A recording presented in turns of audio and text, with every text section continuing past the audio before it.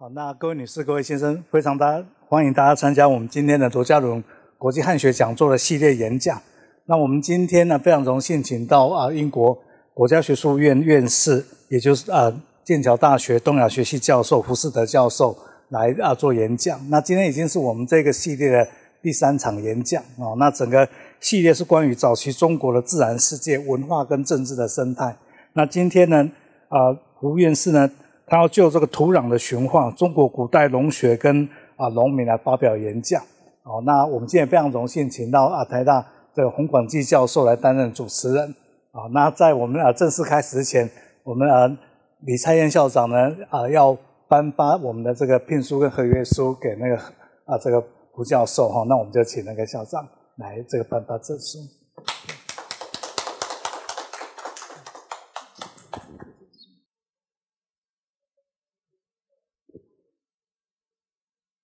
好，那因为这个机会非常难得哈，我们也请那个王院士，还有那个陈老师，还有黄老师，我们一起来拍照合照，留念一下。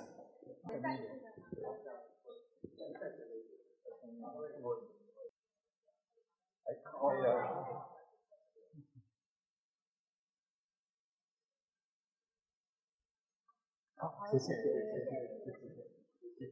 好。那我们请那个校长跟我们说这句话哈。胡院士，还有黄院士、陈老师，还有洪老师哈，还有我们主任，各位同学、老师，大家早安。今天很高兴代表学校来致赠这个聘书给我们的胡老师、胡院士。学校办理国际汉学已经到现在，疫情之前开始到现在已经第5届了哈。到中前疫情当然有一些延迟，但是我想能够办到第5届，其实我们非常非常开心，也非常感谢支持这个罗家伦国际汉学的很多的捐赠者啊。那也感谢我们的委员会，特别王院士一直在委员会里面帮我们支持这个整个讲座的运作，推荐好的人选到台湾来。那这个每次我来颁发这个证书的时候，都要讲一下这个讲座的缘由啊，主要是让我们很多的同学知道这个其实是在我们很多大家共同的期待之下，能够发展学校里面的聚焦的几个领域，其中一个领域就是我们国际汉学。这5届以来，其实已经邀请了非常多的国际汉学学者到台湾来。有机会跟大家一起交流，也带动我们在国际汉学上面的一些研究哈。所以这个真的非常感谢我们所有的捐资者，还有我们的委员会的努力，让这件事情可以达成。那我们越来越多的学者到学校来，我们可以看到主题也越来越多元，包括今天的主题也非常非常的有趣我们过去看到很多的演讲都是可能跟政治、跟社会、跟文化有关的，今天是跟农业、跟医疗有关的。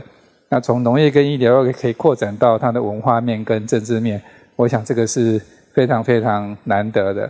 我虽然对历史真的是不懂哈，不过还是每次听了以后都还是很有收获。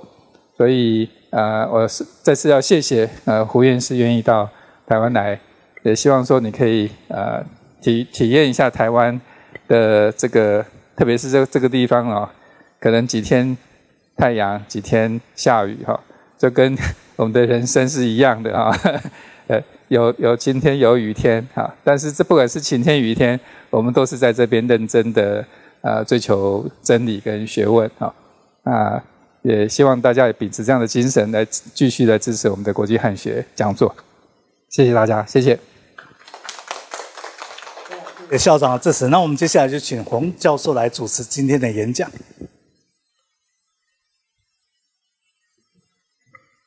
胡院士、王院士、校长、陈老师、林老师，然后还有各位老师、各位同学，还有线上的观众朋友，大家好。那我是台大地理系的洪广基。那我相信主办单位之所以找我来主持这个演讲，因为可能很大的原因是因为我就是地理系嘛，所以地理会跟土壤大概会有一定程度的联系，所以我就来这边来主持这个胡教授、胡院士的这个演讲。那我自己过去差不多在11年前，我是在这个英国的里约瑟中国科技与文明研究所担任这个博士后。那在那一个时候就已经听过了胡院士的这个大名，就是关于这个在处理这个中国古代史胡院士他做出了非常大的这一个贡献。那要怎么样子去定位胡教授的这一个贡献呢？在很大程度上就是当我们现在的人文社会科学界，还有包括自然科学界都开始在讨论所谓动物、植物或所谓的非人的时候，那胡教授其实已经在这个数十年间用非常精彩的这一个研究去告诉我们，就是我们要去了解历史，绝对不能够去忽略这一些历史上的这一些非人。那胡教授之前2场的这个研究已经是聚焦在像是龙这样子的一个动物的分类，然后过来又延伸到中国古代的自然观。那在今天的这个研究呢，胡教授演讲里面，胡教授要把视角就是放在我们现在双脚踩的这个土地上就是这个土壤这一件事情到底是什么？到底什么是土壤？那人类跟土壤之间又会发展什么样的关系？那这也让我想起来，在我还没有变成一个地理学者之前其实我是台大农学院的，我是台大森林系的。那在我们的这个系上，其实就有一个专门的一个课程，就叫做土壤学。那这个土壤学，我们要去了解土壤要怎么样子分类，土壤要怎么样子做研究，还有更重要的是，当你要去栽培这个树苗的时候，你要怎么去养这一个土，你要怎么去回到这个胡教授的这个标题，你要怎么去 domesticate 这一个土？所以这个土壤的驯化，当我看到这个题目的时候，其实感同身受那我也会很好奇，就是到底中国古代的农学，然后是怎么样子去养这一个土？那这样子养土的方法，又跟现在我们在农学院里面学到的这个养土的技术，彼此之间有什么样的一个差别？那非常期待这个胡院士的演讲。那我们先用热烈的掌声欢迎胡院士。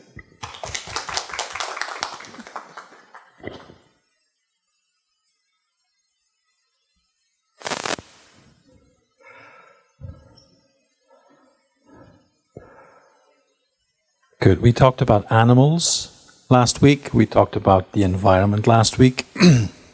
So today we'll talk about agriculture and the soil.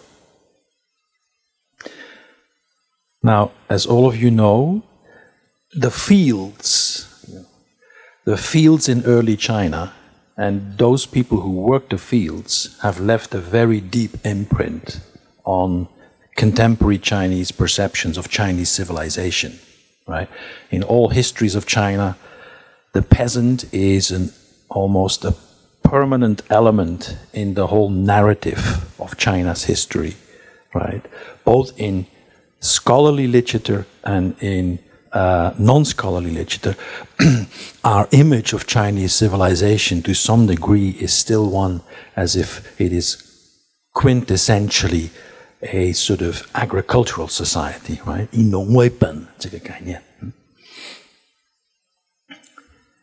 Now, this, of course, was an impression that long persisted, right? Here, according to Jean-Baptiste Duhalde, right, an 18th century Jesuit, right, he writes, this empire, this Chinese empire, was established by husbandmen, 就是农民, in those happy times when the laws of the great creator were still held in remembrance and the culture of the earth or the soil was regarded as the greatest of all employments, the most worthy of mankind and the chief trade of all.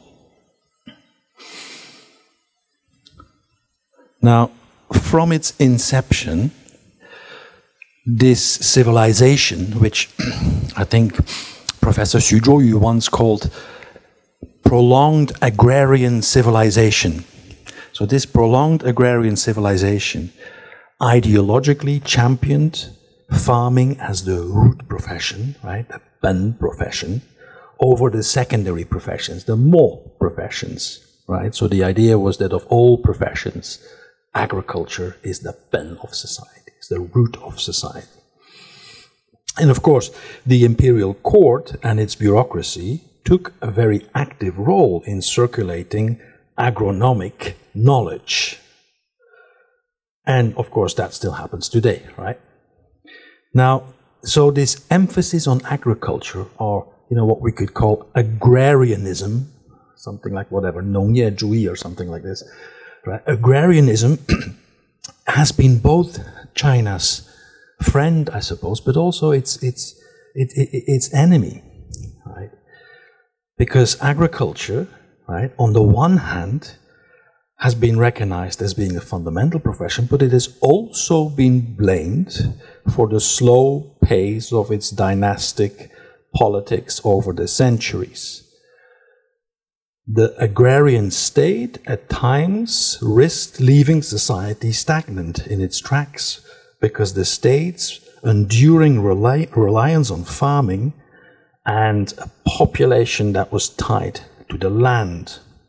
Right? You just have I'm just giving you one example here, of the sort of assessment in the 19th century, that you can find of the role of agriculture. This is by Robert Fortune. I don't know whether you know Robert Fortune. He's also known as the Cha Dao, right? He's the person who brought tea from China, to India. But in one of his writings, he does point out, right, sort of that agriculture, right, has been highly honored and encouraged in China, but the progress and the advancement of the Chinese in agriculture as an art has been, however, greatly exaggerated by many who have adverted to this subject in their writings. So you did already get in the 19th century these travelers that went into China. So this assessment, well, agriculture is important, but actually if you look at the technological stage of agriculture in the 19th century vis-a-vis, what was starting to happen in Europe, the use of course, fertilizers and so on, sort of associated agriculture also with this idea that Chinese civilization was stagnating, was slowly developing economically.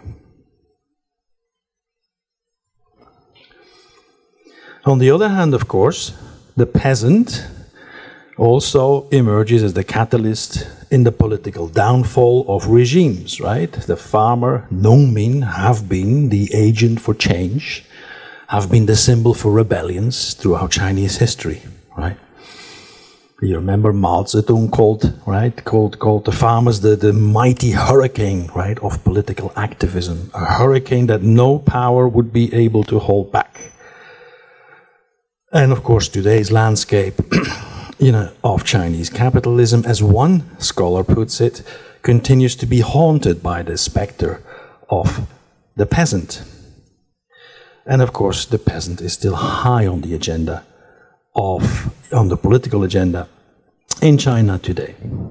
So, the Chinese peasant, in a way, represents two, I would say, irreconcilable poles. In other words, he represents, two aspects, of the social, of historical judgment, if you like. So on the one hand, the peasant is praised as the foundational force that holds society together, right? On the other hand, the peasant is also blamed for its perceived social, moral, and economic weakness. Now, given its economic importance, it's no surprise, of course, that the history of Chinese agriculture has been the subject of intense study in China, in Japan, and in the West. Historians of science and technology have produced an extensive body of work on nongxue, on agronomy, right?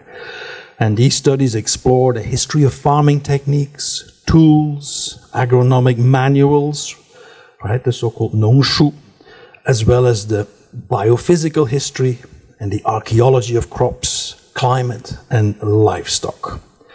Now, from the early 20th century onwards, much of this work in China was institutionalized in colleges and universities for the study of agriculture. Right? These were the so-called 农业大学. Right? There are many of these, of course, but this was the institutional environment. Or, of course, in units of the academies, the national academies of the sciences and the social sciences. So here on the slide, you have some of the great pioneers, right, obviously, in this field. In the center there, you have a slide, where Joseph Needham still figures during one of his visits. And he had, he was familiar with scholars such as Shi Shenghan and so on. So these institutions, right, were specializing basically in the study, of course, of Nongye. Now, interestingly, alongside the institutions, a whole menu of academic journals emerged. And it is quite interesting because all these journals have articles on the natural science of agriculture alongside sections on the history of agronomy, of produce, of archaeology. So they combine cultural historical papers together with, of course, scientific papers on farming. And the scholarly literature on the cultural, historical, and the socio-political dimensions of farming or food production is equally wide-ranging. Now, in the Chinese sort of scholarly language or literature, this whole menu of scholarship related, to I suppose agriculture is sometimes referred to as 农业思想, agricultural thought. It's a very interesting concept. 什么叫农业思想? Right? Is it 农学? Is it 思想? Is it 农学 and 思想? And actually, it's a term which is perhaps as elastic or as porous as the disciplinary categories it aims to cover. Now, what most historians have found important about agriculture are, of course, its technological advances and its role in personal and public economics. But we have been almost blind to the political dimension of early discourse on agriculture in China. Right? By this I mean what you could call the sort of 政治意向, right, of agriculture. And this is, in my view, a huge oversight, because the political landscape of warring states and early imperial China was deeply influenced by the ways in which agriculture shaped it. Now, so from the start, when I talk about agriculture, I'd invite you to sort of keep an open mind, because when we talk about agriculture, we talk about something that is much wider, much more complex than simply the production of crops and agricultural technology. And nobody has put this better, perhaps, than Professor Francesca Bray, right? She writes, and I'll quote her here, agriculture, she says, is a domain of knowledge where it is impossible to separate ideas about matter from the struggles with matter that generate them. Nor are the knowledge and techniques politically neutral. The norms of good farming are a very powerful instrument for ordering society. Agriculture then constitutes a wonderfully rich case of the intertwining, the link of knowledge, practice, and power, of the production of ideas, of material goods, and social relations. One way in which we can put this is saying, well, when we talk about fields, right, Tian, whatever a field is, fields produce crops, but socially, fields also can unite societies or divide societies. So there is the political aspect, of course, to the field as much as there is an agronomic aspect to it. Fields shape the relationship between the individual and the state, or between the individual and the collective. Fields bear on obligations of servitude towards superiors. Fields bear on concepts of discipline, on perceptions of freedom, on self-determination, and so on. And so when we study the fields in ancient China, they should prompt us to inquire into the deep-rooted social and political grammar that powers human communities. Right? Free versus unfree labor, the management of nature, the role of production, extraction, notions of surplus, notions of shortage, wealth, poverty, and so on.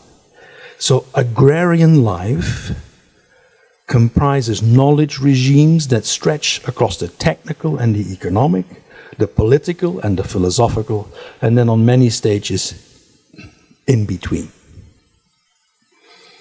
And in the history of agriculture, the histories of agriculture that have been written so far, very often this kind of socio-political aspect linked, to the fields has been overlooked.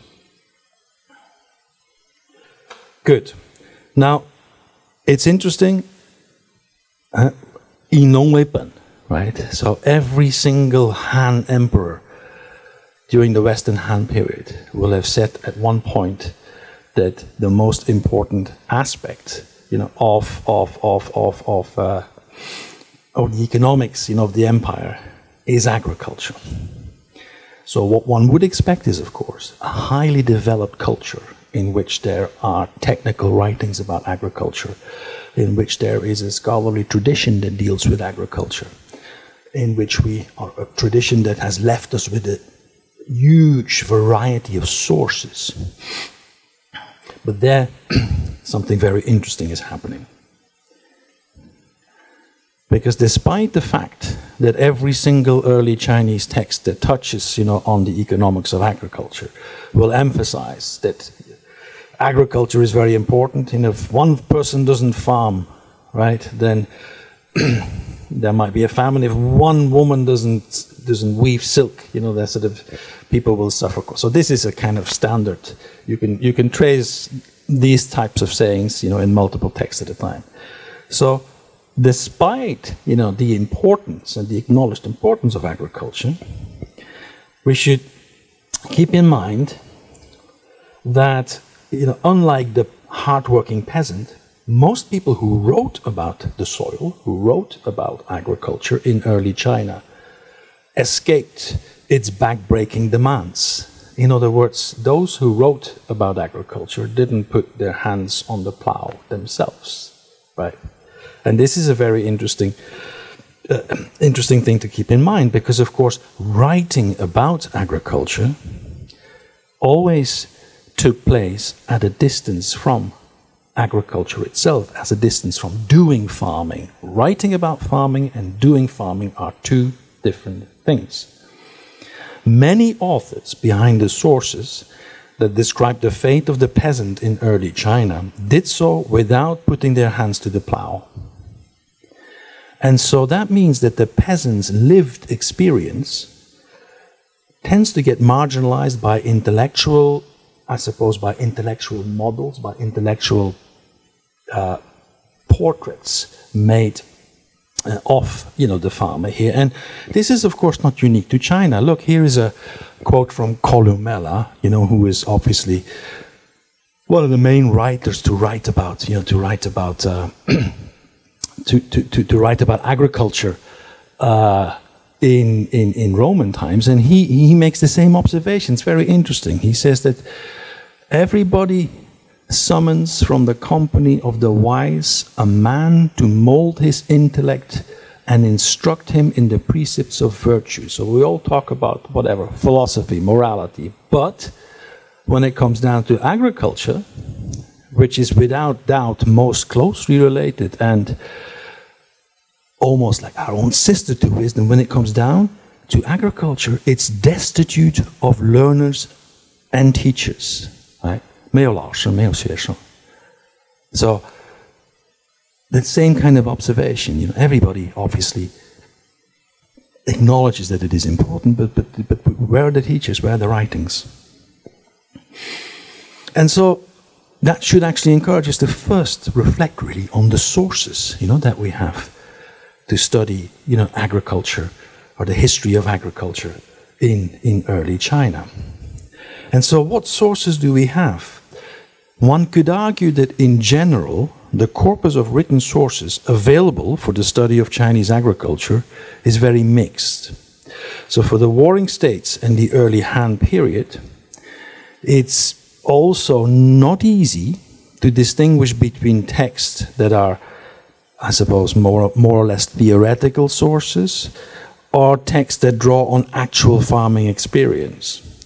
And it is also very difficult to, or we must also assume that most of the sources that are prescriptive, in other words, that tell people how to do agriculture, are not necessarily reflective of actual practice, right? We talked about this last week. The moment a particular text insists how you should do something, and the more you see an ideology popping up, like the Pen Mo ideology or In Nong Wei Pen, right?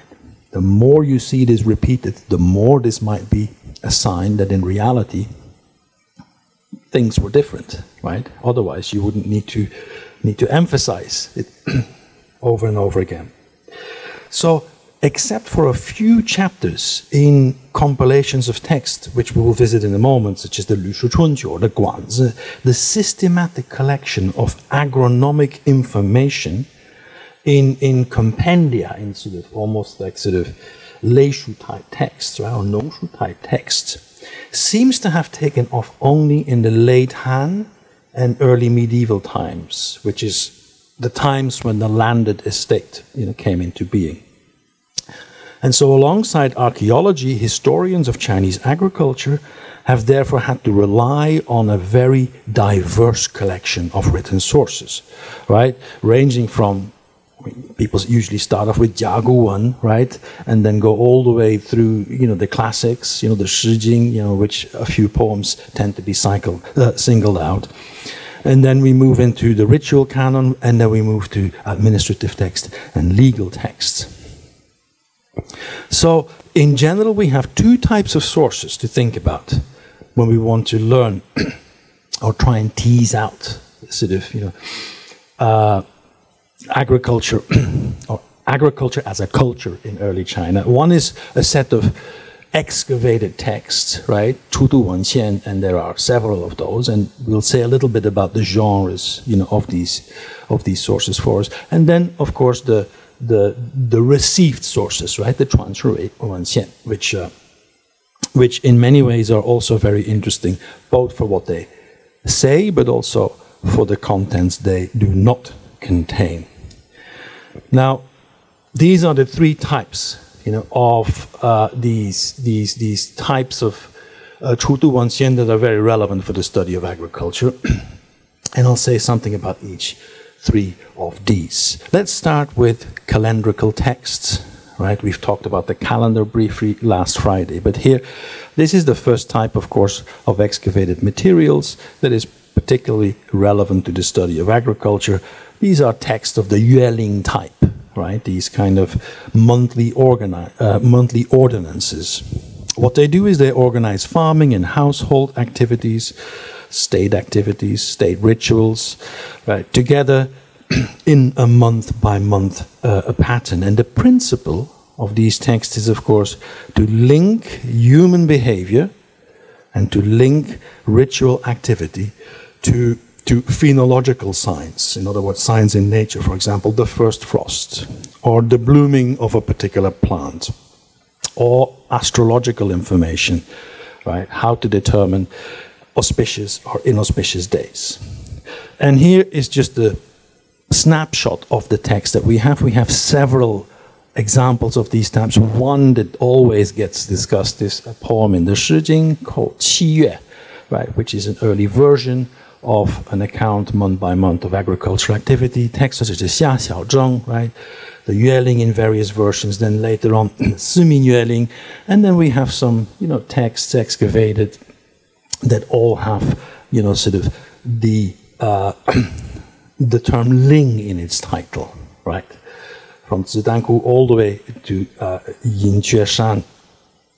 We don't need to go into details here, but I would like to show you this one again, which is one that, again, we talked about very briefly on Friday. Right, seasonal Yueling, in this case, promulgated by Wang Mang in 5 AD, right, in a courier station near Dunhuang, Xuanquanzhi, right? So this was a version of the calendar which was found on a stone slab, right?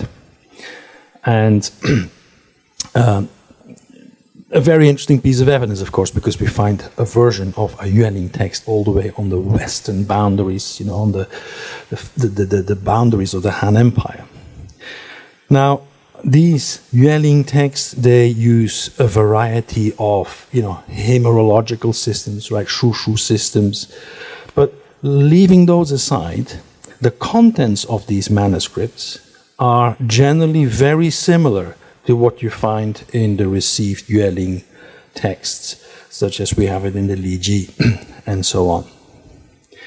Now, these Yueling texts also should make us kind of think about the agency of farmers. Now, think about a Yueling here, right? A Yueling is a calendrical text, right? It is handed down by the court.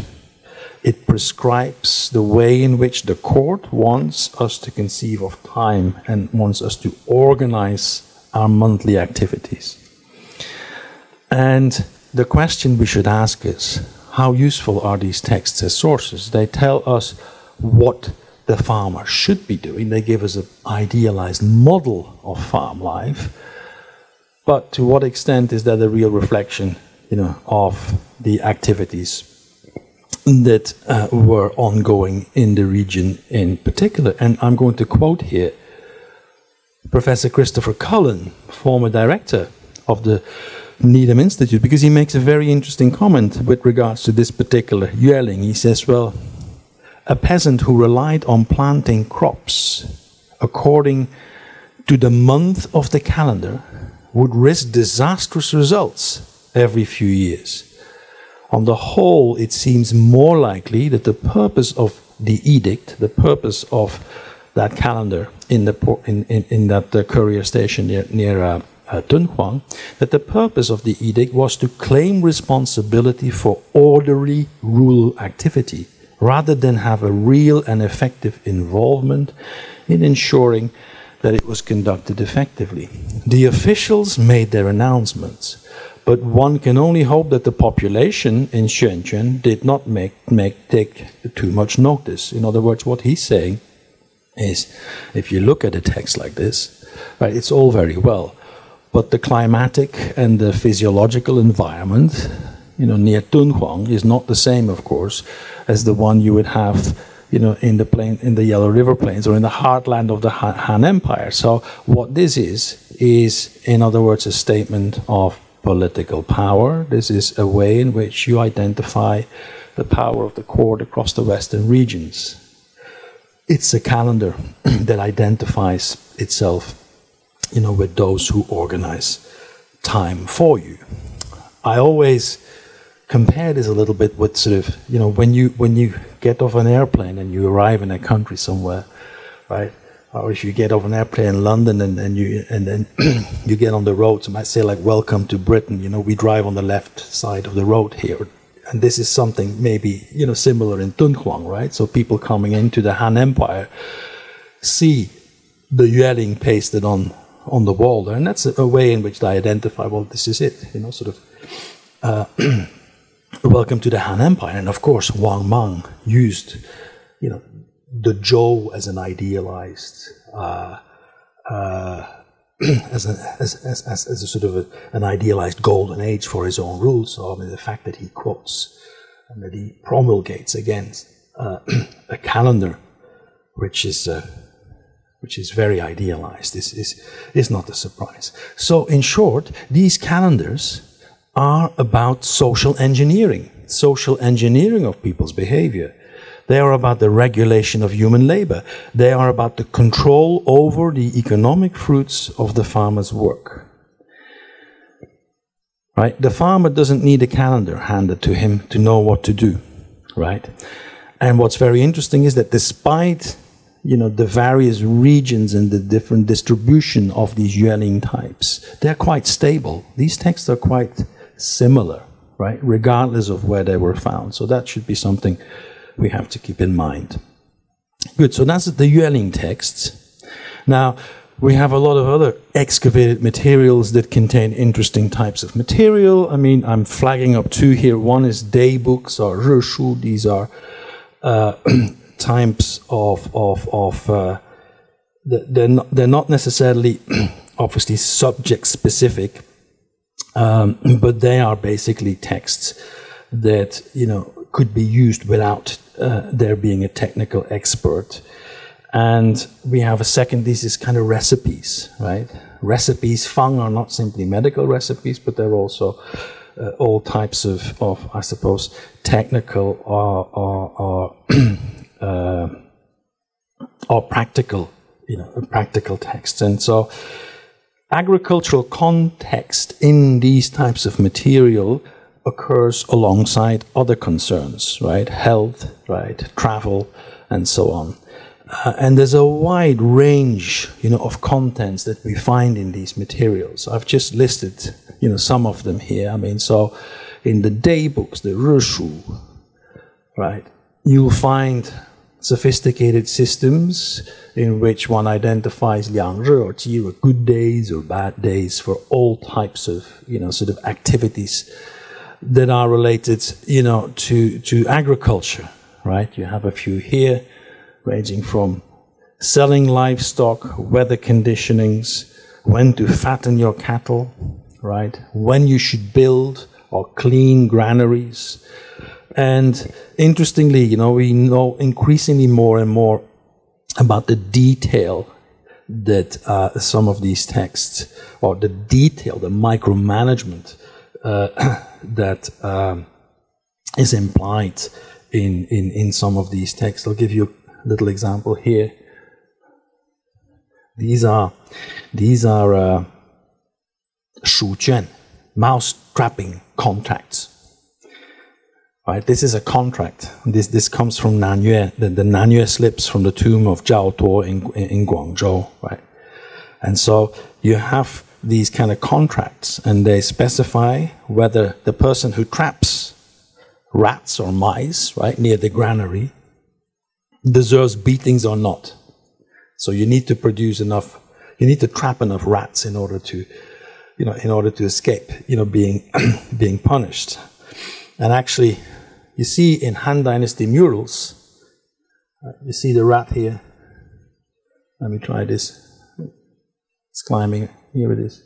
Right? So you see that clearly, you know, like rats and vermin were a concern surrounding the granaries. And so in these texts, in these contracts, you know, you even have information as to you know, how to exterminate them, either by using poison, 毒, right, or else by filling up the holes.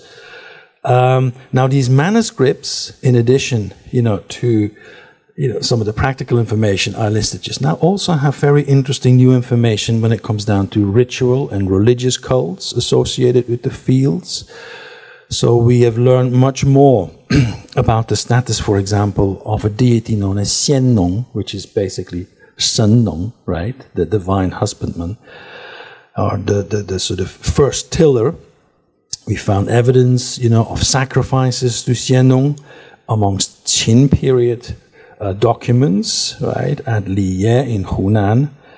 And we have several slips that record goods to be offered, as well as the public sale of sacrificial leftovers, for example, for the public treasury.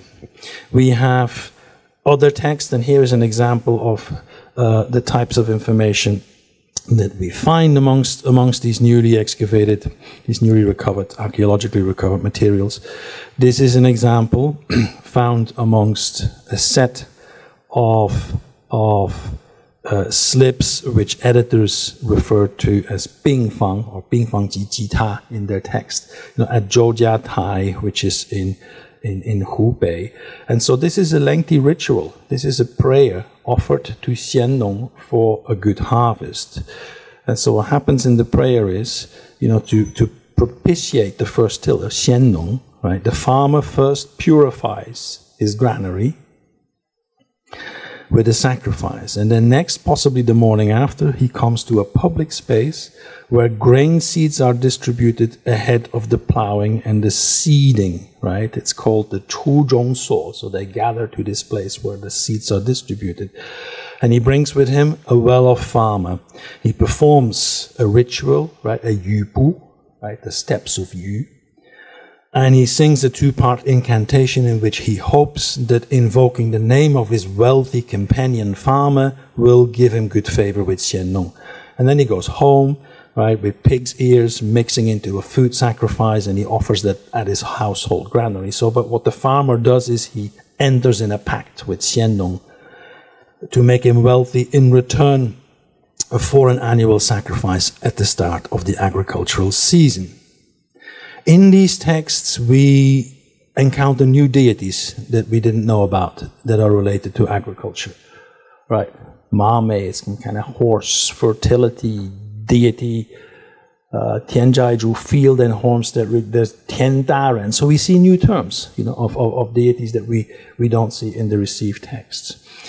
Amongst the other texts that are quite relevant for this, for us to get a sense, of what was going on. There's a text, for example, such as the Yushu, which is a manuscript held at Beida, right? And that's a manual to predict rain, and that has prognostications for agriculture, animals, and insects. And the user is told what to expect if the rain does not fall on a day it's expected.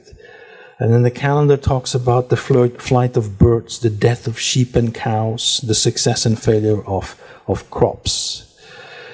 So, extremely interesting materials. But none of these materials can be identified as agronomic in the sense that they serve as sort of prototypes or kind of models of what we later know as nongshu, right, in late imperial tradition. So this is not in that particular kind of tradition. They're more akin to a farmer's almanac, to a calendar.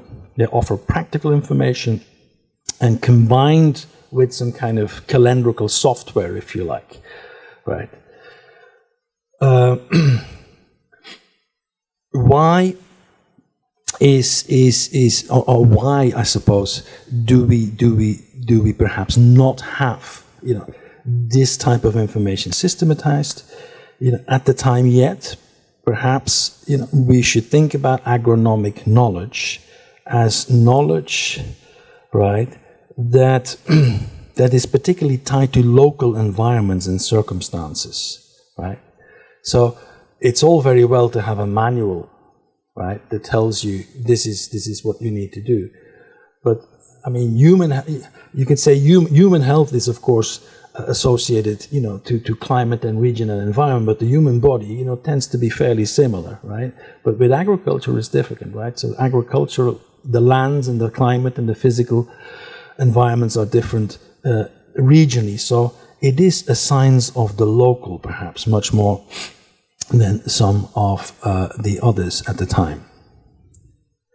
And then finally here we have legal texts, a great deal of legal texts, of course, very interesting, dealing with agriculture for the Qin period. We have, in the laws found at Shuihuti, we have Tianlu, we have statutes on agriculture, which are very similar to in the Han legal corpus. We have very interesting materials such as that wooden board here, found in tomb 50 at Haojiaping, right? Dated to 309 BC. And again, there is a mention that the statutes on agriculture needed to be revised. So in other words, there is a corpus there of legal texts that we now know about, of which there was no trace in received texts. And these legal texts deal with all sorts of issues that ranging again, from the oxen you use in plowing, the reporting of your crops, reporting of crop failures, reporting of disease in the crops, accountancy of hay, straw, right? Reporting on the quality of iron tools. We'll say a little bit more about that later. So a whole range of information, as detailed as, for example, there's a provision in the Tianlu that you should keep your chickens away from the granaries, because the chickens would obviously feast on whatever they could find. There is a great deal of attention to stud farms. There is a great deal of attention given to how you manage and account for the harvest, and how you manage the physical structure of granaries, and so on. So these are important sources, but what they really do for us is they concentrate on, I suppose, outcomes of agricultural production, and they give you a flow chart, right, of farming assets and what to do with them. So they are wonderful news sources, but they are, in a way, very much a kind of, it's a mixed picture. So there's no sign in any of these excavated texts here that we have some kind of, subject-specific agronomic tradition developing, in the 4th, 3rd centuries BC, going into the early empire. So the question then we have to ask is, so where is the canon? Where is the agronomic canon, right? Is the relative absence of agrotechnical materials in the excavated record telling us something about the social circumstances that led to the articulation of specialized knowledge domains? And to reflect on these questions, we need to then actually have a look at the received sources. And here on this slide, basically on one slide, these are, in most histories of Chinese agriculture that deal with the Zhanguo Qin Han Dai period, these are the texts that people will consistently quote, right?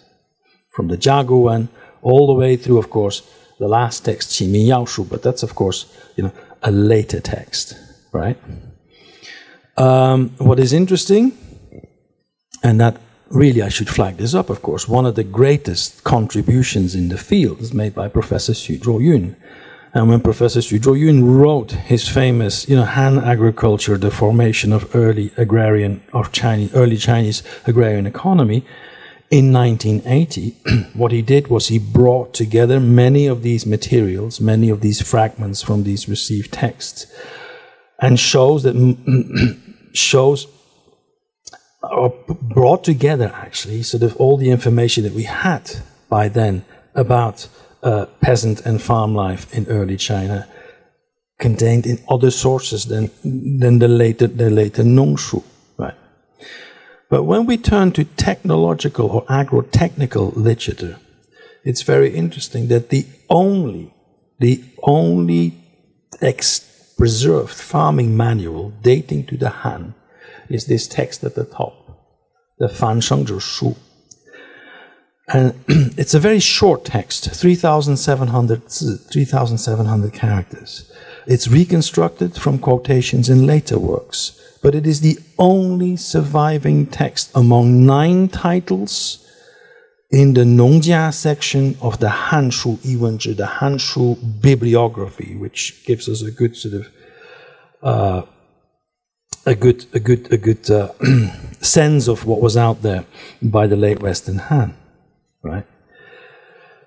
The imperial bibliography preserved in the Hanshu only contains 2 titles that are dated before the Han, and both of these titles are lost. One is a Shen Nong in 12 chapters, and another one is a text known as a Yelao. The title of this text, Yelao, refers, according to Ying Shao in the Eastern Han commentator Ying Shao here, it refers to an elder person who took up residence in the countryside to supervise people's plowing and seeding. So we know almost nothing about this Yelao as a title. It occurs once here. You see it here in a Dunhuang manuscript, as a reference, to Yelao. But let's go back to this slide here. A small number of titles regarding to agriculture, to xiang fa, livestock physiognomy, and fishing appear under different bibliographical headings. And these are these examples of the text. These are just listed in the imperial bibliography. We don't have the texts, but of course they must have been circulating at the time, right? One on fishing, one on fruit storage and silkworm physiognomy, and then of course the Xiangtu, right, physiognomy of the 6 domestic animals. So these are the types of fragments that we have. So what does that tell us? We have this very short Fan Sheng Zhi Shu, right, allegedly dating to the Han period. And then we have to wait until nearly the 6th century AD, 540 CA, until we, point out Qiming Yao Shu, until we see the Qiming Yao Shu. Now, the Qiming Yao Shu contains text fragments from about 160 other works that date across the 7 centuries before its compilation. And the other half of the text is Jia Si Xie, its author's own work. Now, these fragments in the Qiming Yao Shu are the main or only remaining evidence of works on agronomy dating to the Warring States and Han times. Now, this is very interesting. So, despite the ideological insistence that agriculture is the pen, is the most important economic activity that the imperial state, should sustain, right? And despite the fact that, of course, the Chinese society had been a kind of rural commodity economy, right, for over 10 centuries prior to Qiming Yao Shu, we have to wait for more than 5 centuries for a text that collates and systematizes agronomic knowledge and presents itself almost like consciously in the same style as the later Nong Shu writings on agriculture would do, those texts that flourish from the Song period onwards. Right. We should also keep in mind that even Qiming Yao Shu, right, is a text that is directed not at farmers, but at estate managers, at officials, at people who obviously supervise agricultural activity, right? Because who is in need of information about agriculture? Not the farmers, they know what to do. But it is, of course, officials in charge of farmers, right? It's officials who might be posted to a locality, in the Qin period, who have absolutely no idea of the kind of, biophysical circumstances of that particular region. And they need to know, they need to report. So these texts are not directed at farmers necessarily, because farmers already know how to do farming. They don't need know-how, from texts. But what these texts tell us, right? If you look at these, I suppose, 2 transmitted texts versus the mixture of information we have in our excavated materials, what it tells us is that agronomic knowledge was often transmitted almost in a piecemeal fashion, so the things that you should know, right, to manage your household or to manage your farmyard, right? Authority doesn't necessarily rest with intermediary specialists. It's very limited, right? If you're from the south, you're much more likely to understand the potential of soils from the south, right? A northerner will be much more accustomed with millet farming and the use of pasture lands. But it is only when a northern official gets dispatched to the south that specialized knowledge may acquire, a text, a prescriptive text. In other words, agronomic knowledge, as I said, is rarely universally applicable. It's a science of the local, it's a science of the regional, it's a science of the particular. Now, of course, when we read histories of Chinese agriculture, you will see that most historians of agriculture will flag up, for example, a text such as this. This is a chapter from the 吕氏春秋, right? This is the opening chapter, right, of several chapters that deal with soil typology in a text not just the 吕氏春秋. But I invite you to just have a little look at this text. And just look at the few lines that I've highlighted in red. And, you know, when you read this text, right, which obviously is entitled, this chapter is entitled, 商农, to put agriculture first, right, it is quite clear that this is a highly political text. This is not about farming. This is about how you control the population if you manage people, you know, to stick to farming, right? 民事本而事末则好之, right? So if people basically stop farming, right? In other words, if they run away from the fields and if they 事末, if they are preoccupied with the peripheral professions, if they start trading, if they start becoming merchants, right? Then they start to 好之, right? They start to be fond of knowledge. You see, this is all about depicting the ideal psychology of the farmer. The farmer, from the point of view of the ruler, is somebody, you know, who has to work very hard from the morning till the evening, who doesn't have time to think. He doesn't have time to leave the fields, because farmers that leave the fields are trouble, right? Because they could potentially, of course, spend time thinking too much, right? And as you know, throughout Chinese history, right? I mean, farmers leaving the fields has been one of the main concerns, of course, of people, you know, people in power. And this leads me to reflect on something which perhaps is not being said, you know, enough in histories of Chinese agriculture. The standard history of Chinese agriculture will tell us that, you know, sort of Chinese agriculture progressively, in a linear way, developed, you know, from kind of small scale, you know, self-sustained, you know, farmstead labor, highly intensive. Then it goes to the so-called Iron Revolution, right? The Warring States period is then the period where iron tools come in, the plow comes in, and we see a massive explosion. And of course, we have iron tools found there. Now, what is interesting is that archaeologists will tell you that there are not that many signs of this iron revolution, even, you know, like by hand times, and that many farmers by hand times would still not be able to afford any iron tools and would still be using the same digging sticks as people used centuries before. What is overlooked in most of these histories is a very important question.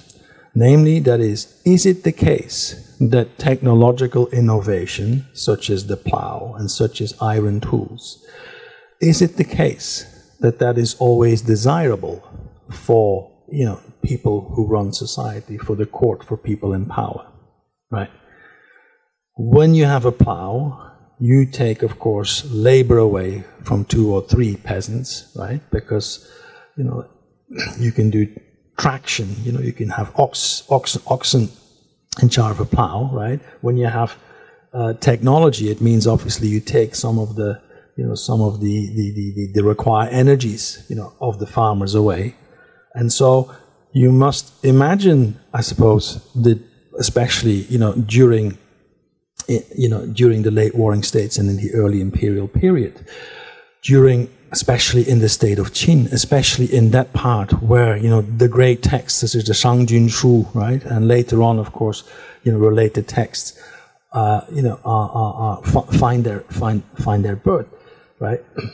That it must have been in the interest of those in power to keep people on the land, and in order to keep people on the land, you have to keep them busy from the morning till the evening. Right? It's a standard description of farmers. They work, you know, from dusk to dawn, and they come home along the paths of the fields where they are visible, right, for anybody to see, right? And it is even the case, you know, as one passage in the Guanzi says, that you should even clip the branches of the trees alongside the paths that go to and from the fields, so that people don't meet underneath the trees, right? Whatever, lovers don't meet, or people don't relax, you know, right? So there's no time to relax if you're a farmer, right? So technological innovation is not necessarily, you know, a linear a linear development is not necessarily desirable, right? It's the other big myth here, and I do this by means of these two slides here, is that somehow, by the time of the Qin Empire, by the time of the first emperor, the farmer became independent, was in charge of his own land, right? So that Chinese farmers were emancipated, from their feudal past, right? Represented by the Jingtian system, right? Where you have all these families working their individual plot and then sort of working a Gongtian, right? And then all of a sudden, by the Qin, like this was the victory of the farmer, as an independent agent. Of course, it's very difficult to define possession and possession of land. There's still very little evidence of commercial contracts that actually show that people can own land. I mean, there was usufruct. You could have use of the land, for a period. But it could also be taken away from you. In other words, and I'm just juxtaposing two images here. One, of course, the 20th century image, right? This is a Han Dynasty rubbing, right? But this is what's important in many texts, that deal with agriculture. Is you want people to stay on the land. You want people distributed across the land. You want people that are tied to the land, that don't move, that you can tax, that you can count, and in other words, that you can control, right? Now, what might explain now this relative, I suppose, dearth of this relatively small amount of agronomic materials? Now, we could say, well, they just have not been transmitted. There's always a chance survival of texts. Remember that when the first emperor buried, like the scholars and burned the books that were not burned according to Sima Qian were the texts that deal with agriculture, right, with botany, right? With sowing and planting, actually, right? Those were the texts. Now, the burning of the books, that's a very questionable historical event in the first place. But if there is any truth in the fact, that somehow, like in 213 BC, texts on sowing and planting, were untouched, then it's quite surprising that in that Hanshu bibliography, right, amongst the 596 titles in that catalogue of the Imperial Library, right, the only ones we have are those few that I showed you a few slides ago, right? So that perhaps, is not, such a persuasive argument. This particular text fragment, which is the introduction to the section on the Nongjia in the Yuanzhi, is very interesting. Because what it suggests is that from the point of view of the court, promoting and sustaining agricultural production is first and foremost a moral duty. So here we have basically, the introductory paragraph that introduces, the Nongjia, the school of tillers, this kind of alleged utopian, community or view of a utopian society where everybody produces their own food, right? Which is listed alongside, the other sort of schools of thought, at the time.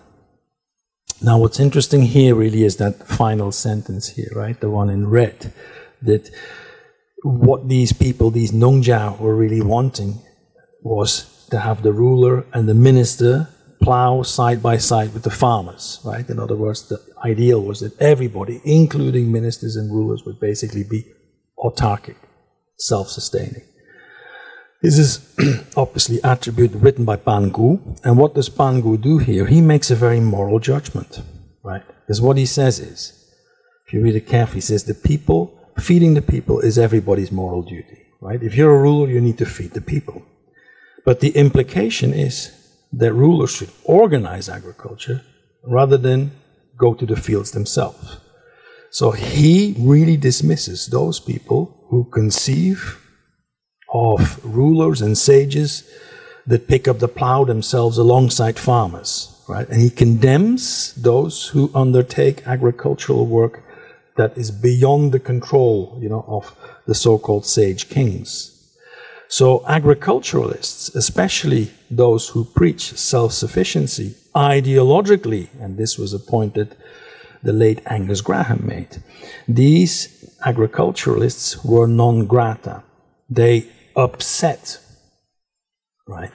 They turn upside down the regular order by insisting that rulers should plow side by side with the people. So agriculture here is about social order, right? Not about crop yields. What Pangu is saying, well, in an ideal society, in the right society, right, rulers should be rulers, right? And farmers should be farmers. And the idea that everybody should sort of farm their own crops is a subversion, of what should be the right hierarchy in society, right? So again, I hope you get the sense now when we delve deeper into these materials. All these materials are essential. This is all social theory. This is all political discourse. This is Zhang Zhi Yixiang, right? It's remarkable that for all the insistence on agriculture as the bedrock of society, one finds very few places where people actually write about what it means to be a nong. Actually, in the legal texts from the Qin period, nong doesn't even appear as a category referring to a specific profession, right? Nong can mean many things, right? Nong can refer to nongye, to farming, but nong also refers to the psychology of a person, right? A specific type of expected behavior, right? So it's very interesting. You need to think about nong as something that is much wider than simply, sort of an economic function. So at the end of the day, by the time of the Han, right, the bulk of Chinese farmers were still small subsistent farmers, right? And so we should probably think of farming as the default profession. In other words, farming was the profession you had to fall back on if there were no other options. In other words, if you fail to emancipate yourself, move up in society, become an official, and so on. And this is a very interesting dynamic, right? On the one hand, most people of significance, most important officials, most important, thinkers. Even in legend, right? Start on the fields, right? Yi Yin and the Shang, or even Shun, for example. They all plow the field, and at one point they become important. At one point they become important rulers, right? To become an official, you need to have been exposed to the fields, but at one point you need to leave the fields. So there is a bit of a tension here, right? And most biographies of important officials and professors, Xu Zhuoyun in his magnificent book has collated several of them. Many officials, especially in the Eastern Han, this seems to be quite common, have a standard reference in their biography that when they were small, they were herding pigs and working the fields. Some of them were reading the classics whilst they were, like herding pigs and working the fields. And then all of a sudden they have a high moment, right? Somebody spots their talent and they become very important administrators, right? So it's a very, very, very common theme. Now, of course, of what value then are the texts that we have, right?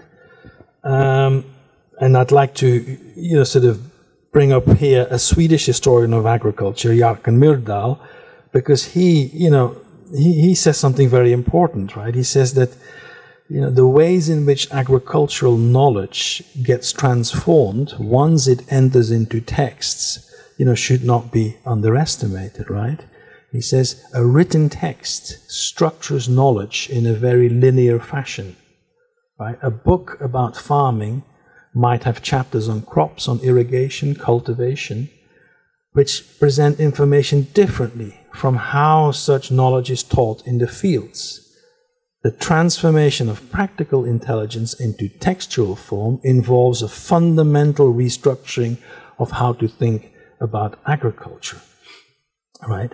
So in other words, agricultural advances don't start in our text, they start in the fields, right?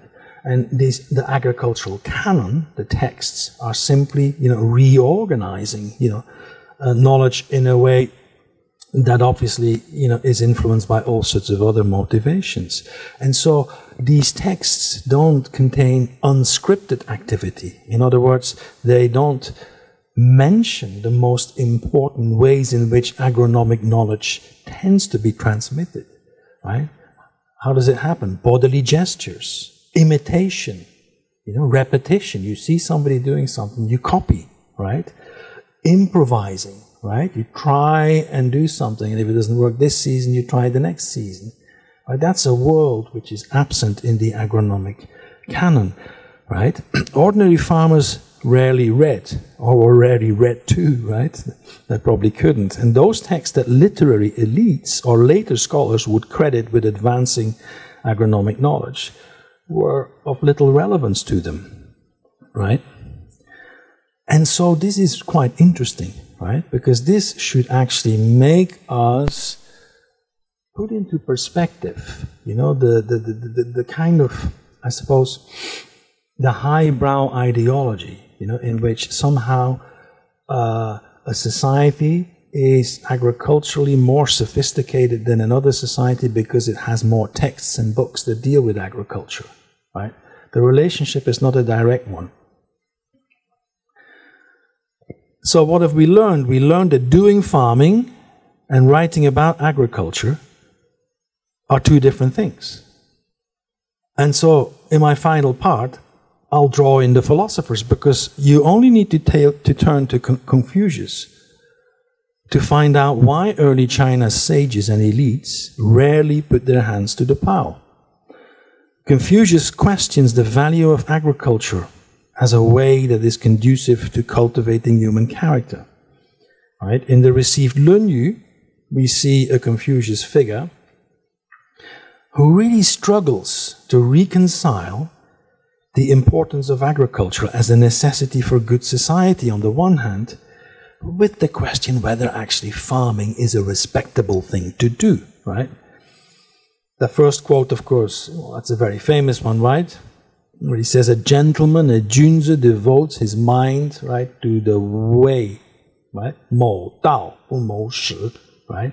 Not to securing food. When you till the land, you can end up being hungry, right? When you study, ending up with an official salary could be a matter of course. So basically, it's important to feed the people, but make sure you have make sure you become an official, because then you get a salary, and of course a salary was paid in grain, right, back in those days. So that's the relationship here. So better to go to university, better to get a degree, right, than farm. So geng here is very important, right? Because for Confucius, geng, plowing, which again is just a general term, for working the land, is an inferior way to wealth creation and social status. Agricultural labor is secondary, to study, to 学, and to the pursuit of office. In other words, when you are a junzi, you offer counsel and you develop a kind of an ethical scaffold in which labor should thrive. But you leave the tedious work of growing one's own food and clothing, to other people. And it's not just here. Look in the second passage, right? Also from the Lunyu. He takes it even further, right? I mean, in the passage, look, there's this person, Fan Shi, who asks Confucius, he says, well, tell me about farming, right? Explain it to me. And then he says, 我不如老农, right? He says, Confucius, I know nothing. I'm not as good about this as any old farmer. And the same with, gardens and horticulture. It's just like, if you really want to know about farming and growing vegetables, don't ask me, Confucius. You just ask any old farmer or any person tending the garden. And then he says, Fan Shi, right? He leaves, and then 子曰, 小人哉. What a petty person that is, that he even dares to ask me about farming. And there is probably nowhere else that Confucius appears more condescending about farming as a vehicle for moral ethics, right? The good ruler should focus on virtue. And so Confucius' stance here is diametrically opposed to the views of authors behind texts, for example, as the Shangjun Shu, right, or the Guanzi, because they will insist that the first thing a ruler should do when coming into possession of land is devote your energy to the 4 seasons and to the granaries. So, for Confucius, the brain beats the spade, right? That's the whole inference here, right?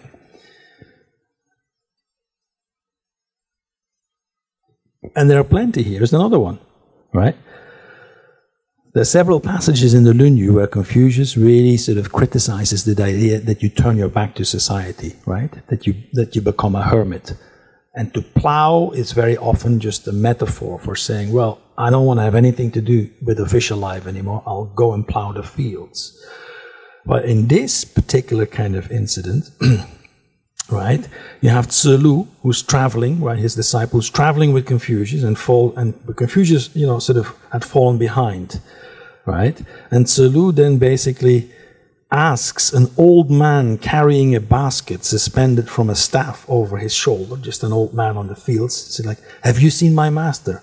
And then the old man says, you seem to be a person whose 4 limbs are not used to hard labor, someone who cannot tell the 5 grains from one another, right? 四体不动, right? 五谷不分, right? So you're one of those people. And it's interesting, right? The language here, right? The language is fun. What should an intellectual do? You should fun. You should be able to distinguish between the different roles that there are in society, right? And he's just using that language in a different way, saying, well, you can't even distinguish, the 5 grains from each other, right? You guys claim you can distinguish the deep patterns, amongst human beings in society, but when it comes down, to this.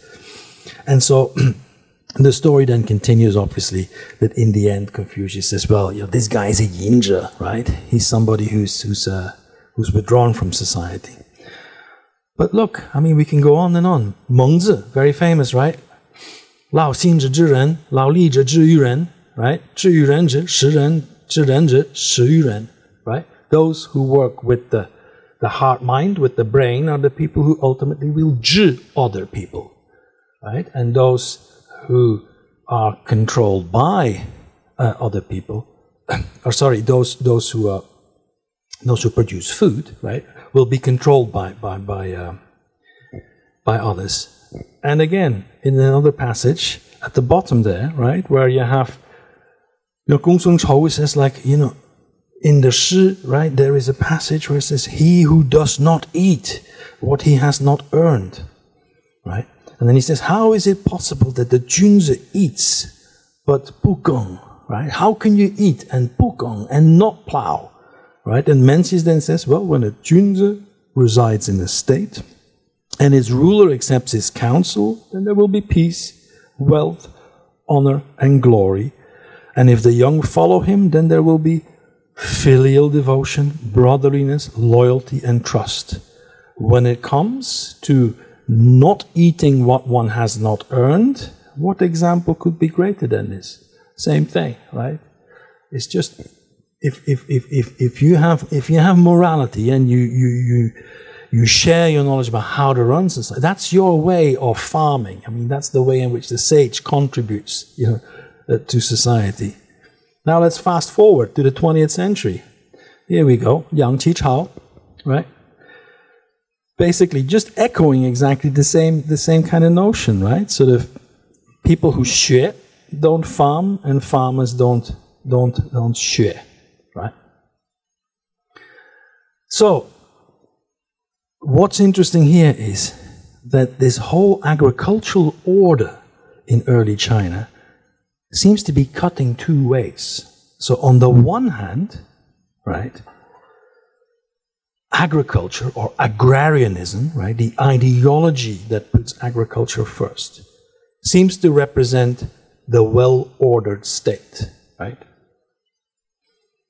On the other hand, agriculture was also a symbolic stance against the state and against its officialdom, right? As we've seen in those few passages, to pull yourself away from society, to retreat to the fields, could be a calculated political choice. And there is an irony here, because when you have aspirations to become an official, the implication is almost that you need to abandon the fields, right? So growing crops is praised as the bedrock of the well-governed society, but moving up in the world requires distancing yourself. So it's as if farming is a stage in life that you have to go through. So all of us should start in the garden and in the fields at home, and eventually we all end up at university, so to speak, and we don't recognize anymore where our food comes from. That's the sort of, it's a very interesting tension. Now, I'm going to end with one quote here, not from Confucius, but from President Eisenhower in the 1950s, right? He said in a speech that farming looks mighty easy when your plow is a pencil and when you're 1,000 miles away from a cornfield, right? Now, I've never quoted an American president in any of my lectures, and I probably never will do that again, but I thought this quote made sense in the circumstances of this particular lecture. So I doubt Eisenhower knew much about Confucius and Mencius, but when it comes to farming, he did sound like them on this particular occasion. Thank you.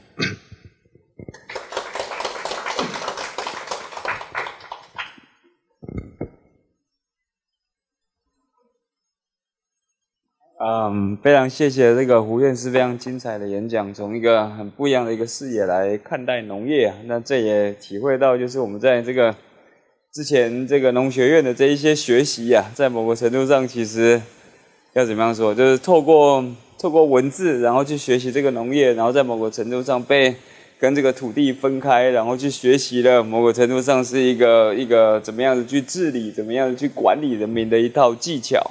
好，那我想现在这个 floor is open， 那不知道哪一位老师、哪一位同学，或者是线上的朋友想要请教这个胡院士问题。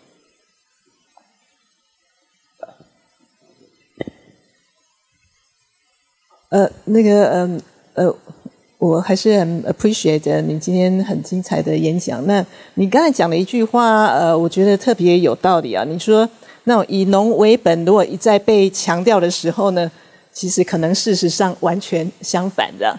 那我想到的例子是那个明朝的，你知道那个明朝的那个开国皇帝是朱元璋嘛？他是中国历史上第一位农民皇帝，然后他在建国之后就不断的强调以农为本的重要，然后甚至呢，他要求人民都不能离开土地，然后甚至从他们的衣着到那个房屋啊各方面呢，他都有非常严格的规定呢。可是事与愿违，到16、17世纪，因为当那个明朝商品经济非常发达，很多白银流入啊，所以呢整个社会的秩序非常的高度的变动啊。然后当然那种奢侈的风气也出现嘛。所以他所想象那种就是说士农工商的那个顺序呢，后来就有点 upside down 这样，那商业的力量就兴起。那我们当然知道，就是说明朝后期这种整个社会的动乱呢，导致很多农民离开他们的土地呢，到最后变成是推翻明朝让它灭亡的一个很重要的因素嘛。那些流民后来变成就是那个把政府推翻掉这样。所以在我看来，就是说如果以明朝为例的话呢，商业其实是一个就是说改变这个农业秩序的一个很重要的力量。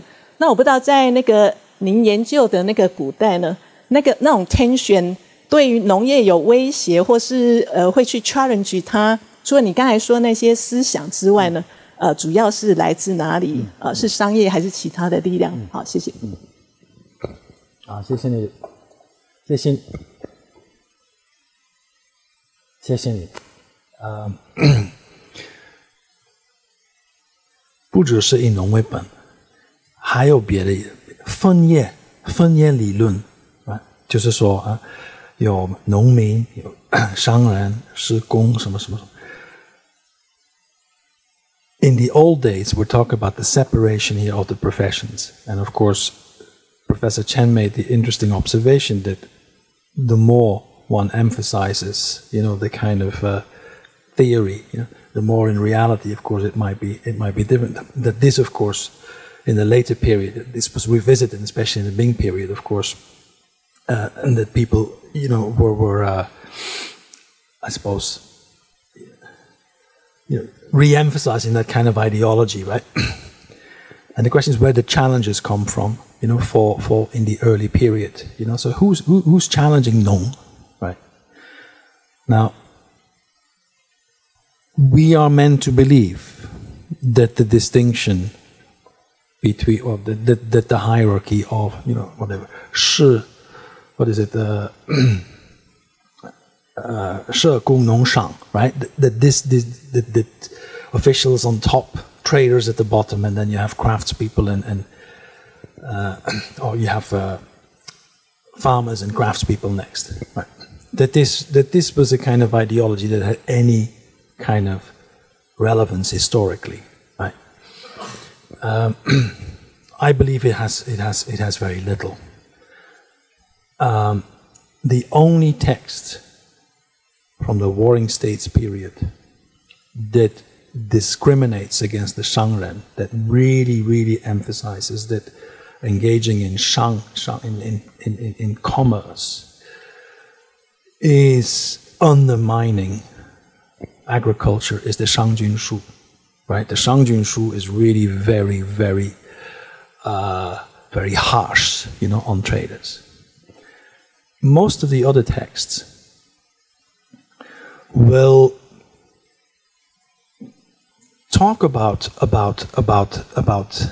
commerce in a fairly positive way, as long as the fruits of trade and the revenue gained by trade can be monopolized or can be challenged to the coffins, of the court of those in power, right? So I think this whole distinction between Nong and Shang as two opposite poles is largely theoretical, and I also think that this theory of the Fenye, the separation of the professions, is also largely theoretical. And I think that in practice, most people engaged in both, right? There's a rural market economy.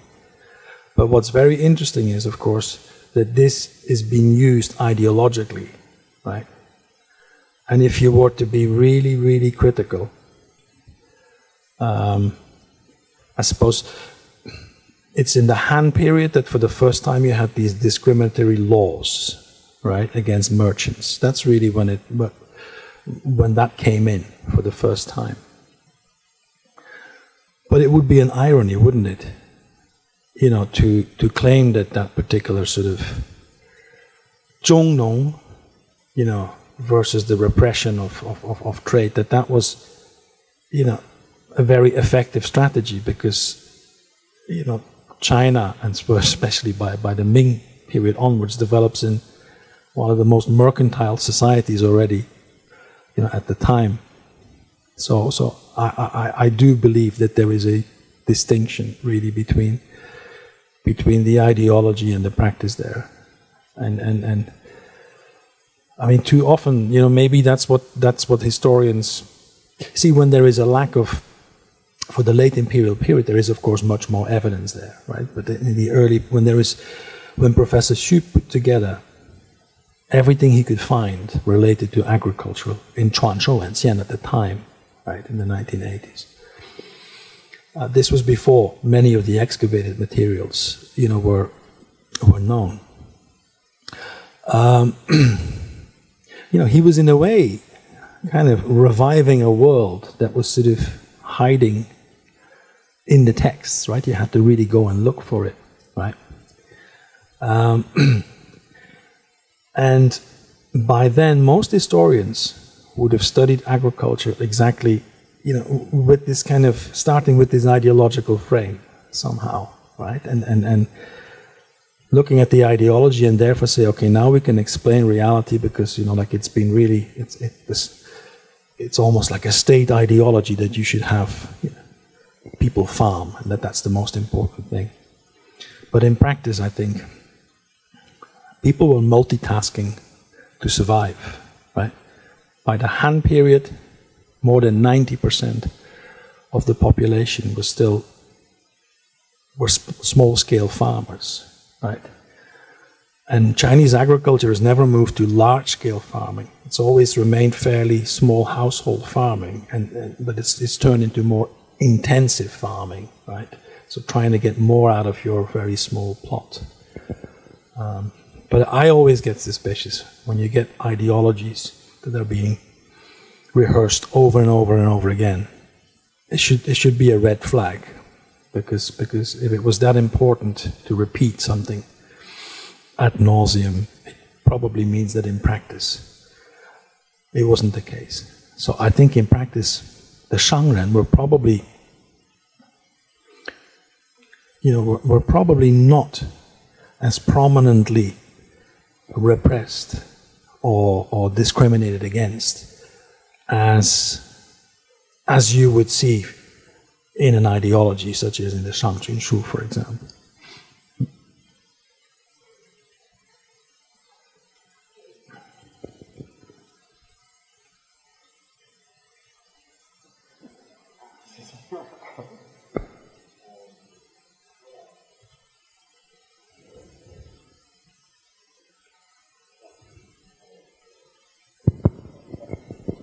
Hello? Oh, God.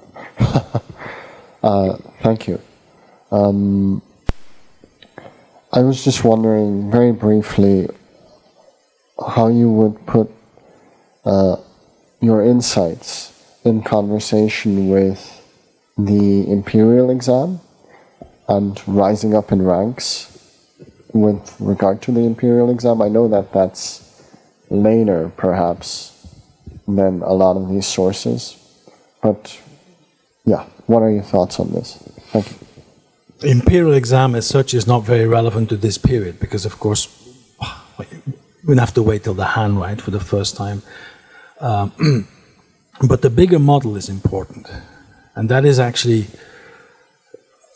in order to become an official, right, at whatever level, right, you start by moving away from where you grow up, right? And the higher up in officialdom you go, the further away you move from, and ultimately you want to end up in the capital, right? That's the pattern, right? But what's important is not whatever the exam system or the hierarchy. What's important is that, the most important thing for somebody to become an official is to move away, to leave something, right, in order to take up an appointment or in order to and that is what seems to me, very interesting, and that's what I briefly mentioned it, that this seems to be a very interesting pattern in early Chinese texts, right? So you have this dynamic. On the one hand, if you want to serve in the court, right, you need to leave the fields, right? If you disagree with the court, If you want to be a yinzhi, if you want to be away from society, right, you return to the field. Right? 推耕, you return, or you 推, like you sort of, you retire to go and plow, right? So you have this kind of dynamic. On the one hand, you can't be a very convincing official if you seem to have no experience or no affinity, with what happens on the fields. But at the same time, you need to abandon it. And I think that's a sort of a tension that explains, perhaps also why, why I suppose in the whole economy of knowledge at the time, right,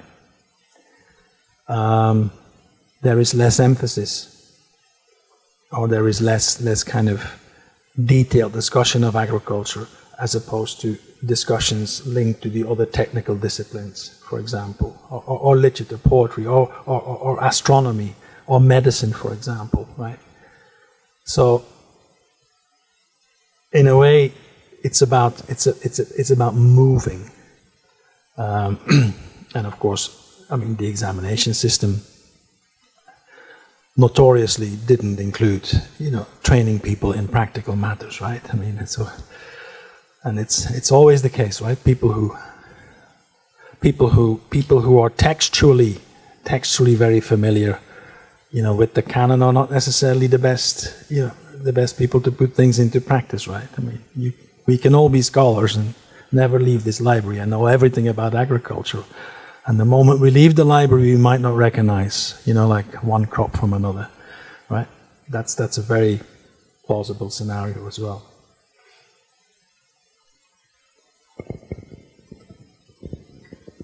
Oh, 如果您说。老师好，我是政大哲学系硕士班的学生。我很好奇，想请问老师的事情是，上周老师是从动物的角度来切入中国古代思想的部分，那今天从农的部分切入。其实从历史的观点来看，战国时期又是日秦国，对于农是一个非常非常重要的一个部分。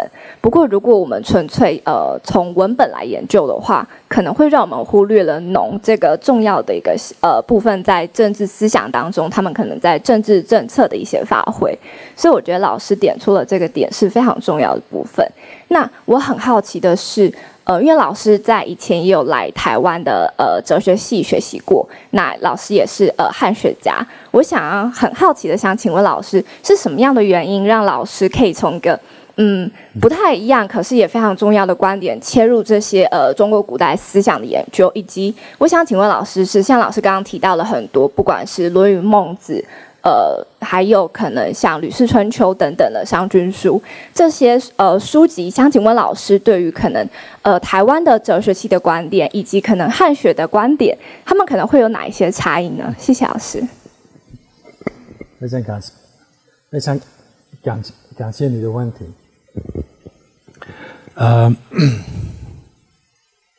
实际上我们的那个 disciplinary boundaries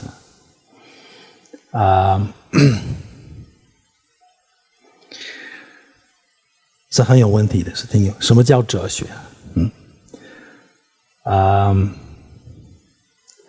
诸子百家是哲学家吗？除了诸子百家的文献之外，没有别的有哲学性的文献吗？So the question is the discipline. The question is why I use philosophical texts and tease out, I suppose, topics which seem to be less philosophical, right, at first sight. How do you arrive from the 论语 to talk about horticulture, right? Or on Friday we will move from 庄子 to fertilizer. I think that in the way in which I have been educated, and also, both in Europe but also when studying here, is we sometimes have our intellectual inquiry dictated by the label we give to our sources. So when I say 孟子, right? 儒家派, philosophical, right? 孟子、荀子、人之性本身, the whole discussion on human nature. It's not wrong, they are philosophical texts to some degree. But in these texts, there is so much information that is very real, that is reflective, inspired by the society in which these philosophers live. If you study economic thinking in early China, you must read the Mengzi. The Mengzi is full with fantastic information on economics. If you read a text such as the Zhuangzi, right, we can, of course, approach the Zhuangzi as a classic of Taoist thought, right? And we, as many philosophers do, right? And we talk about Wu Wei and we talk about all the... But look at the images the Zhuangzi uses. Why does there so much reference to trees, for example, to water, right? These people were finding their metaphors in the environment around them. They were not making these metaphors up. So I sometimes think that if you are prepared to read a philosophical text with an open mind and forget about whether or not this is Confucian or legalist or Mohist, but look at these texts also as a repository, as a source of almost sort of the anthropology of the society at the time, then they're very valuable sources. So when I was a student, I was always puzzled when people 讲荀子、孟子的话呢，他们总是讲那个人性的问题。那我那个时候的印象就是说，那除了那个人性的问题，这些文献里面没有别的内容吗？ But actually, there's so much in there. So sometimes it's a good exercise. It's not because Sima Jian and Sima Tan, right, cataloged the texts, right, and we talk about Baijia, right, that therefore, we need to follow that model in order to understand the world of ideas. In early China, ideas end up in a text, usually transmitted by a master with some disciples. But that's only about the transmission of ideas. Ideas, they're like oil stains on water. They bounce off each other. Right? And so there is as much information in these philosophical texts about the world beyond abstract ideas. As there is about abstract ideas. And that's, in a way, what I've been trying to do in my work, right? I use the same text that my colleagues who are philosophers would use, but I see different things in these texts. And I think that's what you should all be encouraged to do. So that's how I came down from the heights of, philosophy in the Zhe or in the Zhe to, examining or getting interested in animals and plants and in farmers and in food.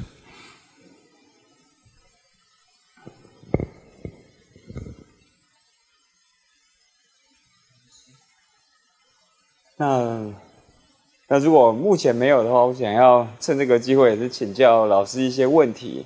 因为我在上学期在台大，我就教这个环境史的 environmental history 的这一个课程呐。那我们在这个课程的一开始呢，我们就念了这个 James Scott 的这个 Against the Grain， 然后还有另外这个The King's Harvest。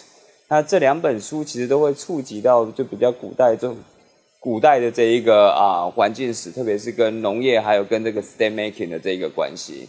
那所以我想要请教一下，就是从老师刚刚这个演讲里面，我似乎也有听到一个就是这个古代的这个国家形成跟农业之间的这一个密切的关系。那当然，我刚刚提到这2本书，就是反骨 Against the Grain 跟 King's Harvest， 都会把这样子的一个 ideology 把它反映到这个环境的这个面向上。特别是这个 King's Harvest 还会去回到一个中国环境史的一个命题，就是这个这个 Thousand Years of Unsustainability， 这个 Mark Alvin 非常有名的一个 thesis。所以我想要请教老师的是，从这个老师今天的这一些材料，在探讨这个关于农业的这个 ideology， 对这个中国环境史有怎么样子的一个比较一个不一样的一个见解呢？还是会说，就是其实这个不见得是这个所谓上千年的这个 unsustainability 这样子的一个历史的大趋势？谢谢。Both these books, both Brian Lander's The King's Harvest, and of course James Scott Against the Grain, and his latest, the book that appeared after his death, dealing with water, right? I mean, they're very important, and actually I will turn to one of these tomorrow. And I suppose, for my purposes, the way in which I've learned a great deal from work by James Scott is to look at our sources and try and think a little bit harder about what fields mean ecologically, but then also politically, and what crops, above ground crops, mean ecologically, but also, politically. And I think there's a great relevance for early China. And I mean, I'll talk about this in much more detail in a separate lecture. But yes, the kind of distinction between fields, for example, right, and the political organization that fields stimulate, versus waterways, and versus forests and trees, right? And the way in which I have been inspired, by observations, for example, by James Scott, is that if I look at my philosophical texts, I see those images appearing. People talk about rivers, water, people talk about fields, and people talk about forests. And each of these worlds has a different kind of 政治意象. Each of these gives us a different view, not just of wood or of crops, or of floods, but basically of sort of the way in which human societies can organize themselves around it. And of course, Professor Lander's fantastic book is a grand survey, right? It starts in the in the earliest times and runs all the way up through the Qin. And I think that the big value of that sort of work is precisely to point out that there are very big cracks in the narrative of stable society, right? And I suppose what makes it very fascinating is that, of course, scholars like him and others then also, they do environmental history. And in other words, they are able to tease out from these texts, what might lie behind it, sort of biophysically, or in terms of climate. But when it comes down to agriculture, look, we all know that agriculture was important during the Qin period, ideologically, right? You read the Xiangtu Zhonguo.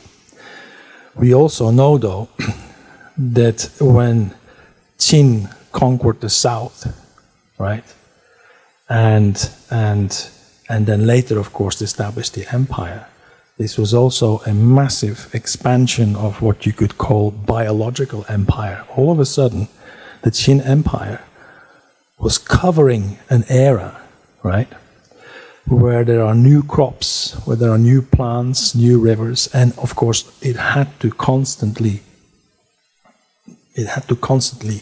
grow and sustain and I suppose turn the wilds into agricultural lands. And that was a big challenge, right? And of course, what we know from the philosophical texts is that basically there was an ideology there that says that Nong is very important, or you fight and you're a farmer and you're a soldier, and basically the Qin used immigrants to work the fields in order to supply the army. It was one of the first states to do so. But when you then look, of course, at the excavated materials, you see the challenges, the managerial challenges of managing those agricultural environments, right? And I suppose in Professor Landis, I mean, the title is very well chosen, right? What's most important in the title is not the harvest, it's the king's harvest. Ultimately, all natural resources go back to the king, right? It all flows back to the court. But yeah, I mean, and this is a new and flourishing field. I mean, there will be a whole generation of environmental historians now who will start to study China, and then of course in a much more sophisticated way, feeding of methods, in the discipline of environmental science. My own. I mean, I'm not qualified as an environmental historian, frankly. I'm very, very uneasy with statistics.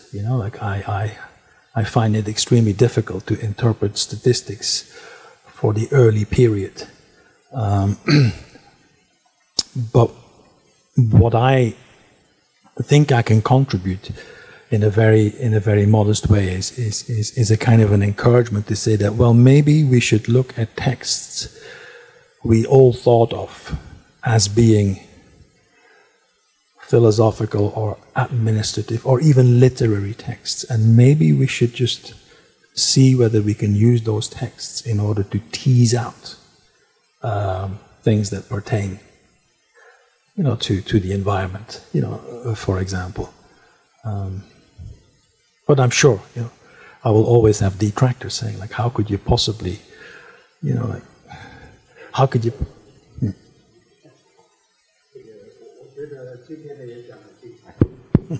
Congratulations！ 我的问题其实，因为我不是研究这个的，你知道我不是研究这个，但是很久以来我都对一个东西感兴趣，就是说，尤其在18世纪末跟19世纪以后啊，当这个粮食不够的时候啊，那人们就一直在谈区田，区就地区的区，区田，好像 revive 这个区田啊，就可以解决所有这个问题。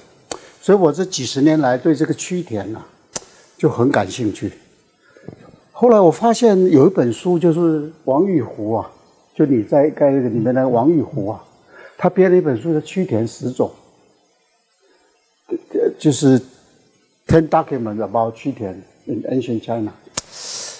那么全台湾就一本，这个书全台湾就一本，是 Professor Dennis Strickx collection。Professor Dennis Strickx 是我在 Princeton 的老师，后来我当11所所长的时候，他过世了，他的儿子们决定把他的书捐到11所来，所以现在在富士人做，全台湾就一本王玉湖的《区田10种》10 kinds of document on 区田。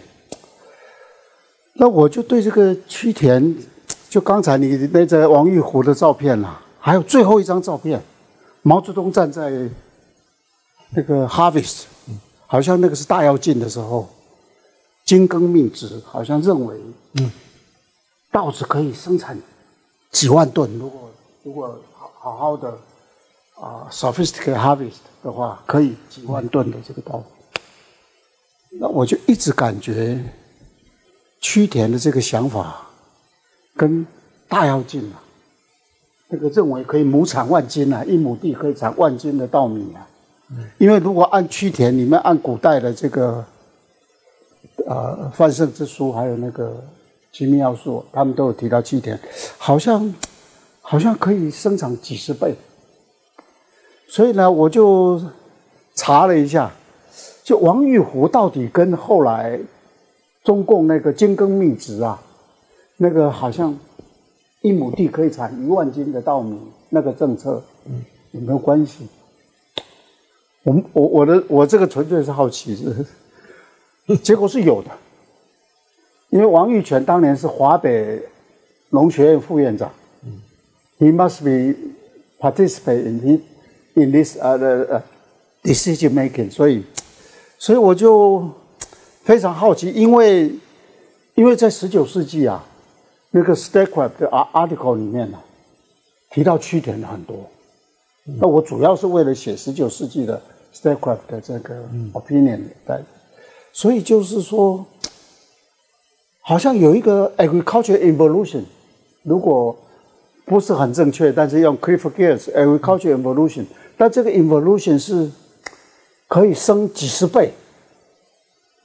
如果你好好的把一个土地分成几十小块，然后非常仔细的把大便跟那个水混在每一块地，可以生sophisticated 的这个farming，可以几十倍的生长。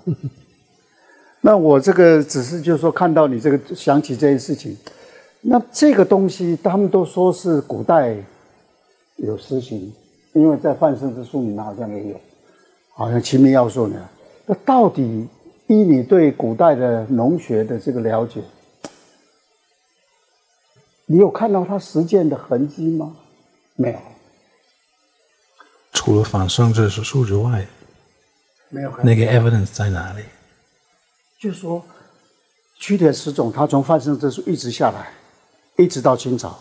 对，但是没有 evidence。在汉代的时候，就是说这个文献之外，没有，我没有看到，没有看到。我只是好奇。但就是说那个很多我们在讲 agricultural innovation 的话呢，比如说汉代的时候，他们也是第一次用一个代田法，什么代田呢？趋田也有代田的意思。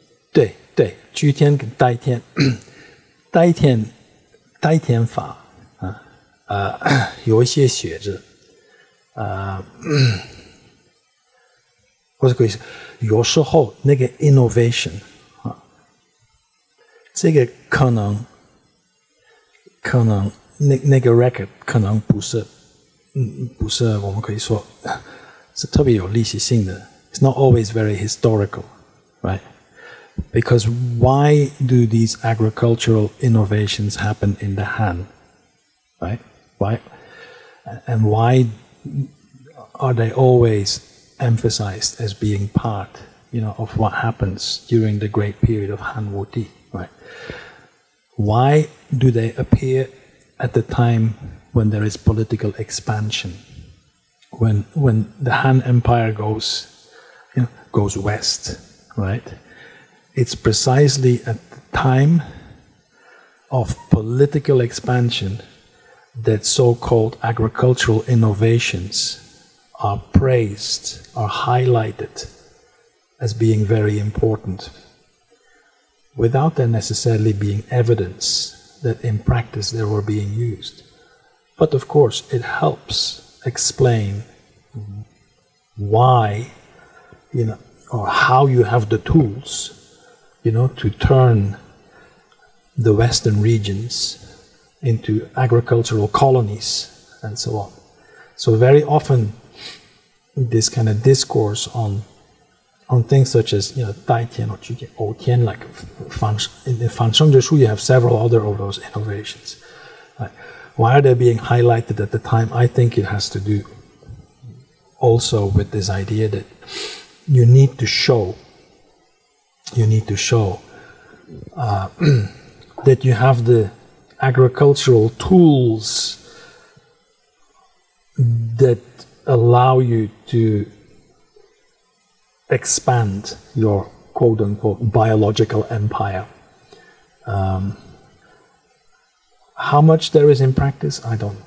The same example, 今天那个故事也挺有意思，那个今天呢，那个孟子的今天呢，the same thing. Everybody, many historians talk about 今天 as if this ever existed. There's very little evidence. Right? People go back say 甲骨文已经有好几个井字等等等等。But it's very unlikely that the 今天 system, ever existed. I mean, we know of, the Qin period boundaries of fields. That's quite clear, and there are aerial photographs, that confirm some of this still archaeologically. But yeah, so my sense is that there seems to be a big distance between what is being discussed in these kind of texts and how that is reflecting of reality. And then interestingly, you say involution, you say like that these things are being quoted all the way through, right? That's people still go back to ancient texts such as the Fang Cheng Zhu Shu, right? As if nothing happened technologically in the intervening periods. This is very fascinating. It's as if in order to explain that you're being technologically innovative, you have to be able to quote an ancient text, right? But that, of course, is very common pattern, right? But yeah, I don't know of any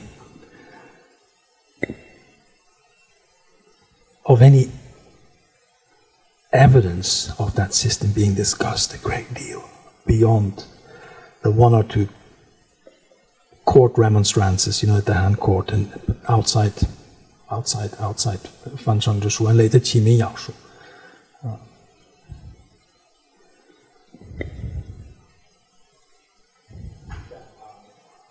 应该也已经差不多了。那今天非常谢谢胡院士带来非常精彩的演讲啊。虽然一开始会觉得，在政大讲农业好像会有点奇特的一个组合，但是经过这个胡院士的这个讲解，我们可以发现这其实是一个非常适当的一个匹配啦，一个搭配。因为农业这一件事情从来都不是只是一个产业而已，它还牵涉到一个国家的治理术，国家怎么样去想象一个合理的一个政治秩序。那再过来2天，胡教授明天他会在台大傅阳教授的课堂上讲树木，这个关于古代树木的政治想象。然后周五呢，这个罗家伦讲座的最后一场是一个工作坊。那胡教授刚刚都已经有提到，他将会从这个肥料这一个面向入手，然后同样也是去谈这个肥料跟地景啊、树啊、森林啊这样子的一个农业的地景跟这个政治之间的关系。那最后，让我们就用热烈的掌声，谢谢胡院士。谢谢你。